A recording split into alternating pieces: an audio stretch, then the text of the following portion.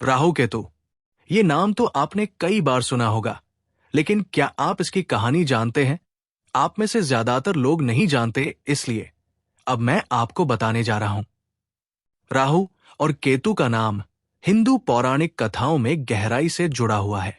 इन दोनों ग्रहों की कथा भारतीय ज्योतिष और धार्मिक ग्रंथों में विशिष्ट महत्व रखती है।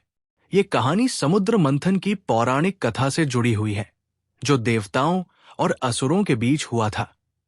इस कथा का मुख्य उद्देश्य अमृत प्राप्त करना था, जो अमरता प्रदान करता है।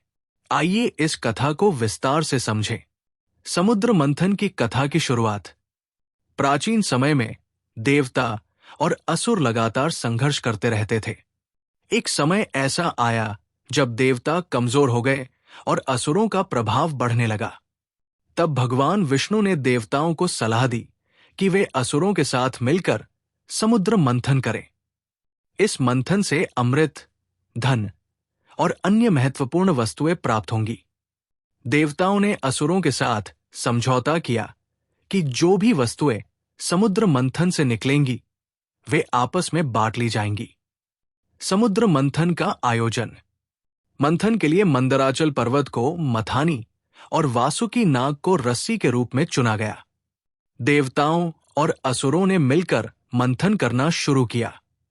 मंथन से कई वस्तुएं निकली, जैसे 1. लक्ष्मी। देवी लक्ष्मी प्रकट हुई और वे भगवान विष्णु के पास चली गई। 2. कामधेनु गाय। इसे ऋषियों को दिया गया। 3. कल्पवृक्ष। ये देवताओं को दिया गया। 4. हलाहल विष। इस विष ने सभी को भयभीत कर दिया। इसे भगवान शिव ने ग्रहण कर लिया और अपने कंठ में रोक लिया, जिससे उनका कंठ नीला हो गया और वे नीलकंठ कहलाए। 5. अमृत। अंत में मंथन से अमृत निकला। अमृत के लिए संघर्ष। अमृत की प्राप्ति के बाद असुरों ने इसे लेने की कोशिश की, लेकिन देवताओं को यह बात स्पष्ट थी कि यदि असुरों को अमृत मिल गया तो वे अमर हो जाएंगे और सृष्टि का संतुलन बिगड़ जाएगा। भगवान विष्णु ने देवताओं की मदद करने के लिए एक युक्ति निकाली। उन्होंने मोहिनी नाम की सुंदर स्त्री का रूप धारण किया। मोहिनी ने अपनी सुंदरता और चतुराई से असुरों को प्रभावित किया और अमृत के वितरण का कार्य अपने हाथ में ले लिया। राहु और केतु का जन्म। जब मोहिनी अमृत बांट रही थी, तब एक असुर, जिसका नाम स्वरभानु था, चुपके से देवताओं की पंक्ति में बैठ गया। उसने छल से अमृत पी लिया। सूर्य और चंद्रमा ने स्वरभानु को पहचान लिया और तुरंत भगवान विष्णु को सूचित किया। भगवान विष्णु ने अपने सुदर्शन चक्र से स्वरभानु का सिर और धड़ अलग कर दिया। चूंकि स्वरभानु ने अमृत पी लिया था, उसका सिर और धड़ अमर हो गए। सिर वाला भाग राहु कहलाया और धड़ वाला भाग केतु। भगवान ब्रह्मा ने उन्हें ग्रहों का दर्जा दिया। राहु और केतु का महत्व। राहु और केतु को ग्रहों की श्रेणी में रखा गया है। हालांकि ये भौतिक ग्रह नहीं है, इन्हें छाया ग्रह माना जाता है।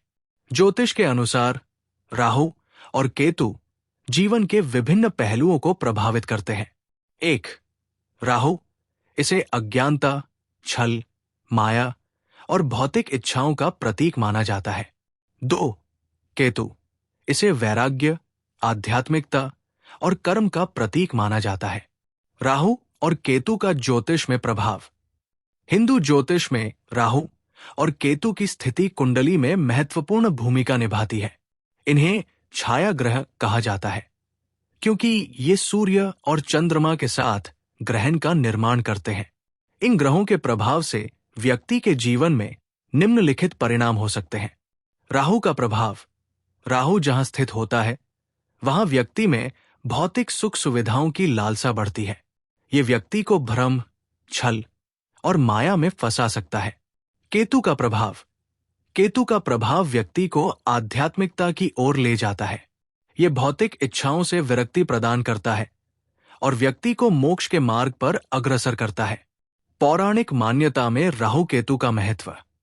राहु और केतु का उल्लेख अन्य पौराणिक कथाओं में भी मिलता है।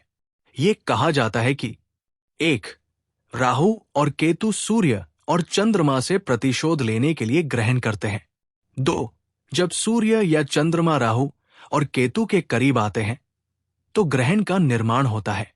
राहु केतु का भौतिक दृष्टिकोण। आधुनिक विज्ञान में राहु और केतु को चंद्रमा के कक्षीय पथ के 2 बिंदु माना जाता है, जहां ये पृथ्वी के कक्षीय पथ को काटता है। इन्हें क्रमशः उत्तरी नोड और दक्षिणी नोड कहा जाता है। राहु और केतु से संबंधित धार्मिक उपाय। हिंदू धर्म में राहु और केतु के प्रभाव को शांत करने के लिए विभिन्न उपाय बताए गए हैं, जैसे 1. राहु के लिए राहु मंत्र का जाप करना, सरसों के तेल का दान करना, राहु ग्रह की शांति के लिए शिव जी की पूजा करना। 2. केतु के लिए केतु मंत्र का जाप करना, तिल का दान करना, गणेश जी की पूजा करना। निष्कर्ष, राहु और केतु की कथा हिंदू धर्म में हमें जीवन के 2 पहलुओं को समझने का संदेश देती है, भौतिकता और आध्यात्मिकता। ये दोनों ग्रह हमारे जीवन में संतुलन बनाए रखने का प्रतीक है। उनकी कथा हमें ये सिखाती है कि माया और छल के जाल से बचकर हमें सत्य और आध्यात्मिकता के मार्ग पर चलना चाहिए।